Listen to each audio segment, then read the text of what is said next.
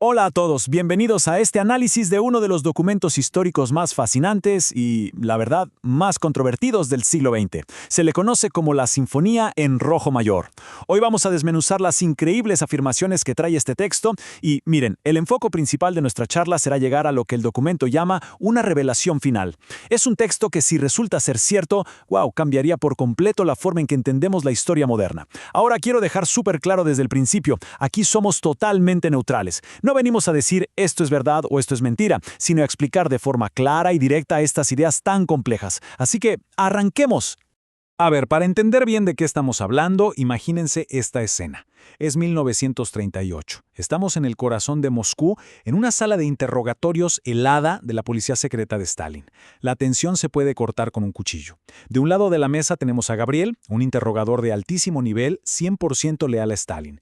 Y del otro lado, ahí está Christian G. Rakovsky, nada más y nada menos que uno de los fundadores del bolchevismo, un ex embajador súper influyente y, para sorpresa de muchos, ahora es un prisionero condenado a muerte en medio de las grandes purgas.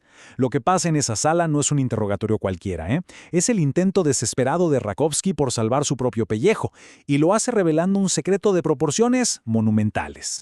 Sección 1. El interrogatorio de Rakovsky. Ok, metámonos de lleno en esto. El documento se lee casi como un guión de película, como un diálogo súper intenso anotado en secreto por un médico que estaba ahí, el doctor Landowski.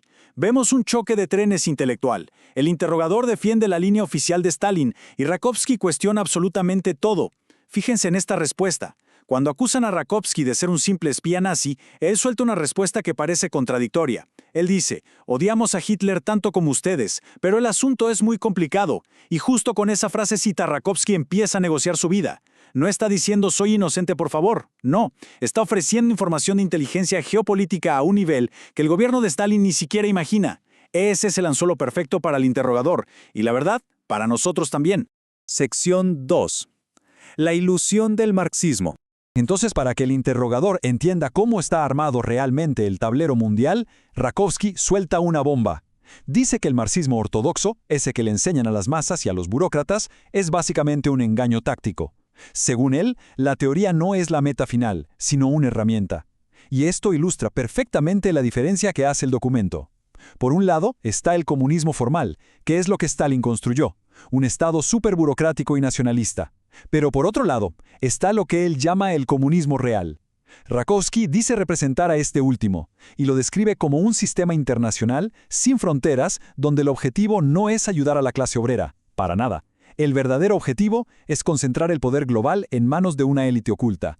Para esta élite, Stalin es solo un tipo que secuestró la revolución para su propia agenda nacional. Y ojo con esto, porque el texto lanza una idea que rompe con todos los libros de historia. Supuestamente, Karl Marx encubrió a propósito quiénes eran los verdaderos creadores del caos capitalista.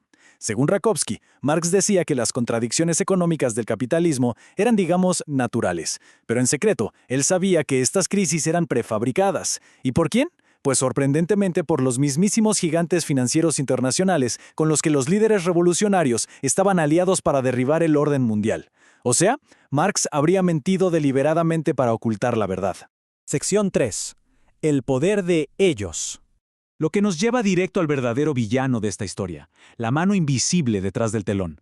El documento se refiere a este grupo, de forma muy cuidadosa y repetitiva, simplemente como ellos.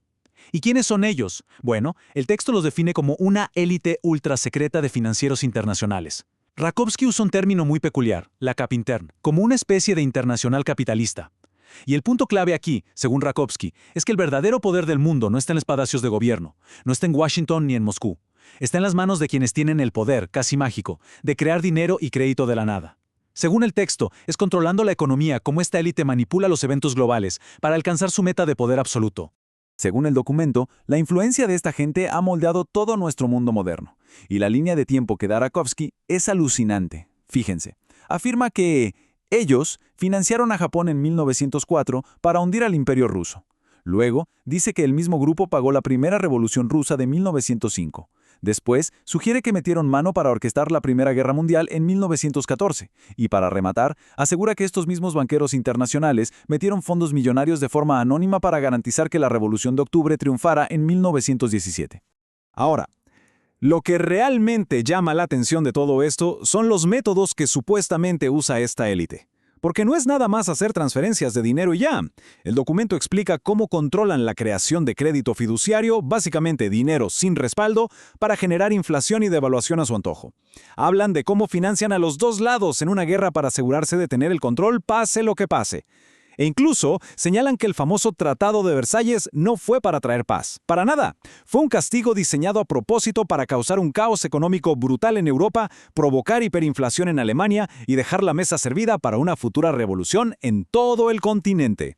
Sección 4. Hitler y el tablero europeo. Con todo este contexto, la historia da un giro hacia la gran amenaza de la época, el nacimiento del fascismo y cómo Adolf Hitler encaja en esta mega conspiración internacional. Y aquí el documento hace una afirmación súper arriesgada. Rakowski le cuenta a su interrogador que ellos, esta élite financiera, mandaron agentes desde Wall Street para financiar de forma anónima la llegada de Hitler al poder. ¿Pero para qué? Pues resulta que, según el texto, esta élite veía a Stalin como un traidor nacionalista que les había arruinado su sueño del comunismo global. Así que necesitaban a alguien con la fuerza militar suficiente para invadir la Unión Soviética y acabar con el régimen de Stalin. Bajo esta lógica tan fría, financiar a los nazis era simplemente una herramienta más para lograr su objetivo. Pero las cosas no salieron como esperaban. El documento cuenta que hubo un problema enorme. Resulta que Hitler, casi de manera empírica, armó un sistema económico que no dependía en absoluto de la banca internacional.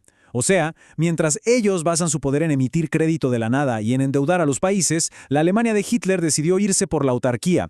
Crearon un sistema monetario respaldado únicamente por el trabajo y la producción de su propio país. Y claro, según Rakowski, esto convirtió a Alemania de la noche a la mañana en un peligro existencial mucho mayor para este sistema financiero en las sombras de lo que jamás fue la Unión Soviética. Sesión 5. Una revelación final. Y justo aquí, en este punto del interrogatorio, es donde toda esta teoría explota. El tiempo se acaba, la amenaza de que lo fusilen está ahí mismo, y Rakowski suelta su carta maestra, su revelación final para intentar cambiar el curso de la historia. Él dice, si hay coincidencia, un acuerdo es posible entre Hitler y Stalin. Imagínense las caras en esa sala. Las transcripciones muestran que el interrogador no lo podía creer. Estamos en 1938 y proponer que los dos peores enemigos ideológicos del mundo hicieran un pacto sonaba a locura total. Era algo sin precedentes en la diplomacia mundial.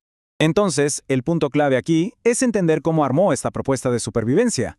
Rakowski la divide en 3 pasos fríos y calculados.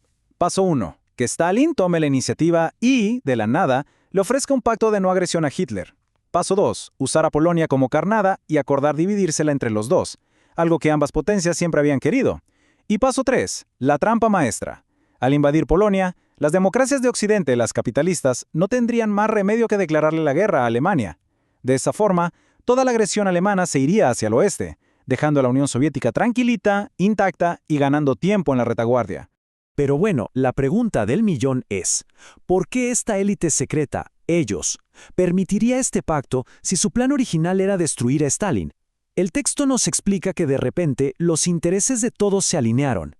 Ellos estarían de acuerdo porque una mega guerra en Occidente les daría 3 victorias enormes. Primero, destruirían el sistema financiero incontrolable de Hitler. Segundo, aplastarían el nacionalismo europeo desgastando a los países en una guerra sangrienta. Y tercero, eliminarían la influencia cristiana en Europa, que quedaría en ruinas, abriendo por fin las puertas para el comunismo internacional. El interrogatorio termina con un ultimátum brutal que Rakowski exige que le lleven directamente a Stalin. Es un callejón sin salida. O Stalin toma el control de la situación, firma el pacto con Alemania y manda la guerra hacia el occidente, creando el caos que la élite quiere. O si no hace nada, la gigantesca maquinaria militar de Hitler lo va a atacar y destruirá a la Unión Soviética. Básicamente le estaba diciendo a Stalin, empieza la Segunda Guerra Mundial bajo tus propias reglas o despídete. Al terminar de analizar todas estas afirmaciones impresionantes de la Sinfonía en Rojo Mayor, nos quedamos pensando profundamente, ¿no? Porque hay un hecho histórico que nadie puede negar. En agosto de 1939 sucedió lo impensable. Se firmó el pacto Molotov-Ribbentrop, que llevó directo a la invasión de Polonia y desató la Segunda Guerra Mundial, exactamente como Rakowski supuestamente lo propuso en esa sala de interrogatorios como su revelación final. Entonces, ¿qué significa esto? ¿Será este documento la prueba real de que hay un poder en las sombras moviendo los hilos del mundo? ¿O es solo una falsificación armada de manera brillante después de los hechos? Sea lo que sea, este relato nos da una perspectiva fascinante y, la verdad, bastante escalofriante de las fuerzas que pudieron haber creado el mundo moderno. Les dejo esto para que lo piensen. Muchísimas gracias por acompañarnos en esta exploración. Nos vemos en la próxima.